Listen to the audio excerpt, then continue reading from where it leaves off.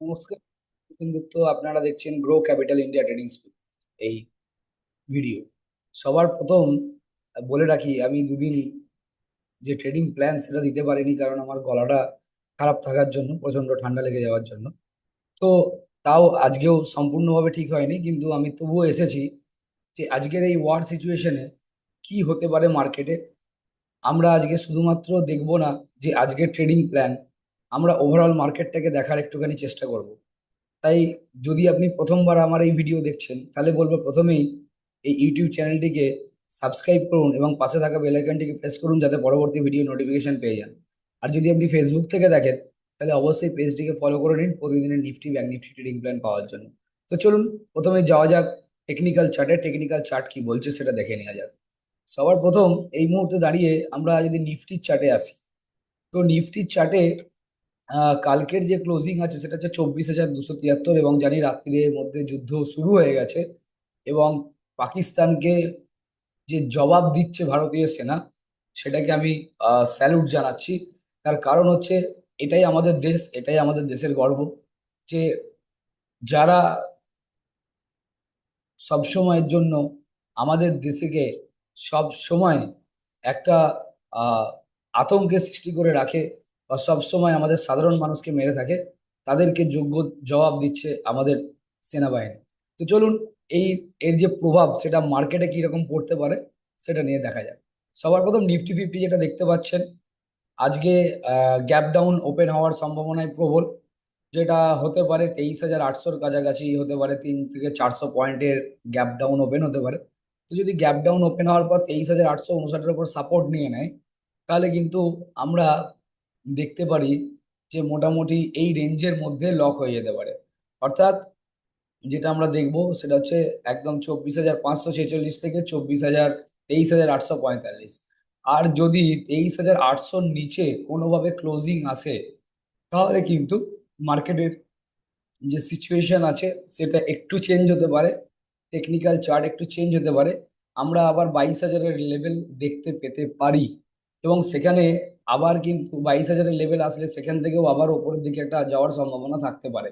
তো এই মুহূর্তে সিচুয়েশন আমাদের যেটা দেখার দরকার সেটা হচ্ছে ওয়েট অ্যান্ড ওয়াচ।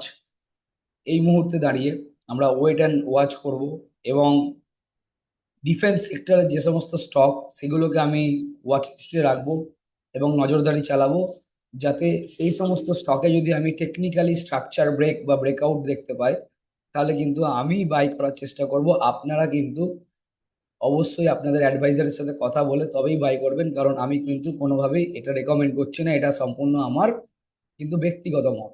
তো এইটা হচ্ছে সিচুয়েশন হতে পারে, ভয় পাওয়ার কিছু নেই। টেকনিক্যাল চার্ট সেইভাবে খারাপ সংকেত এখনো অবধি দেয়নি। আজকের ক্লোজিং এর পর দেখবো এবং তারপরে আবার নতুনভাবে অ্যানালাইসিস করব। এবং আজকের যদি আমি দেখি, যদি টেকনিক্যাল দেখি ইন্ট্রাডে বেসিস, তাহলে কালকের যে প্রিভিয়াস ডে লো লাইন, যদি এর নিচে গ্যাপ ডাউন হয়, তাহলে সবার প্রথম 23,900 থেকে 850-এর কাছে যদি গ্যাপ ডাউন হয়, তাহলে কিন্তু এখান থেকে যদি স্ট্রাকচার ব্রেক হয়, তাহলে আবার আপসাইডের দিকে মুভ হতে পারে। আর যদি এখান থেকে কিছুটা টাইম স্পেন্ড করে আবার ডাউন সাইড ব্রেক করে, তাহলে কিন্তু প্রথম টার্গেট 23,392 বা 23,400 লেভেলের কাছাকাছি কিন্তু নিফটি আসতে পারে। আর ওভারঅল যদি আমি একটু লং এ দেখি, অর্থাৎ কিছু দিনের যে প্রভাব দেখি, তাহলে কিন্তু 22,000-এর লেভেলে আসতে পারে। ঠিক একইভাবে ব্যাংক নিফটিকেও যদি দেখি, ব্যাংক নিফটি যদি আজকের যে লেভেল আছে 53,900-র নিচে যদি ক্লোজিং আসে, তাহলে কিন্তু আবার 49,000 থেকে 50,000, 49,800 থেকে 50,000-এর লেভেলে আমরা ব্যাংক নিফটিকে দেখতে পারি, এবং ব্যাংক নিফটির মধ্যে একটা বড়সড় গ্যাপ ডাউন ওপেন হওয়ার সম্ভাবনা থাকবে।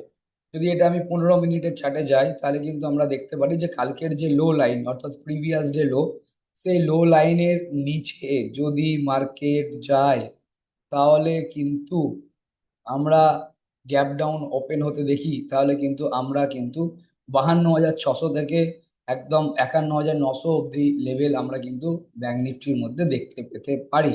এবার পুরোটাই আহ, দেখতে হবে আমাদেরকে। তো আজকে ক্লোজিংটা খুব ইম্পর্টেন্ট দেখুন, এবং ক্লোজিংটা ইম্পর্টেন্ট অবশ্যই। তো তারপরে আমি আবার আসবো, তারপরে নতুন কি সিনারিও তৈরি হয় টেকনিক্যাল চার্টে, সেটাও অবশ্যই আপনাদের সাথে শেয়ার করব। তাই জন্যই একটাই কথা বলবো, আপনি যদি এর পরের ভিডিওতে দেখতে চান যে কি হতে পারে, তো অবশ্যই কিন্তু আপনি এই চ্যানেলটিকে সাবস্ক্রাইব করুন বা এই পেজটিকে ফলো করে নিন। তো আজকে এই পর্যন্তই, আবার দেখা হবে পরের ভিডিওতে। ভালো থাকবেন, সুস্থ থাকবেন, এবং অবশ্যই দেশবাসী হিসেবে আজকে আমাদের গর্ব যে পাকিস্তানকে পুরো নাস্তানাবুদ করে দিয়েছে আমাদের ভারতীয় সেনাবাহিনী। ধন্যবাদ।